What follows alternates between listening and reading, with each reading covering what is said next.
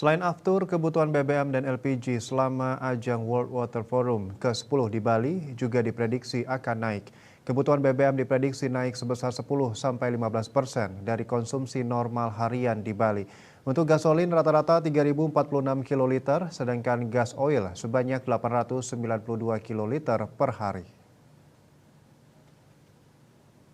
Komril NCSR Pertamina Patraniaga Regional Jatim Balinus, Ahad Rahedi mengatakan selain BBM kebutuhan LPG diprediksi juga meningkat 15% dari konsumsi normal harian di Bali sebesar 804,5 metrik ton atau sebanyak 268.150 tabung per hari. Berdasarkan prediksi tersebut, pihak Pertamina mempertebal stok 15-20% untuk memastikan kehandalan stok.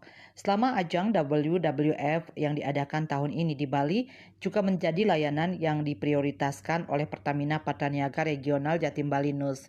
Di Bali, Pertamina Patraniaga akan menyiagakan seluruh lembaga penyalurannya, di antaranya 209 SPBU reguler, 166 Pertasop, 4 SPBU nelayan, 3 SPBU kompak, dan 2 titik lembaga penyalur SPBU satu harga. Begitu pula dengan LPG, 19 stasiun pengisian dan pengangkutan bulk LPG SPPBE, 113 agen LPG subsidi, dan 22 agen LPG non-subsidi siap memenuhi kebutuhan LPG masyarakat.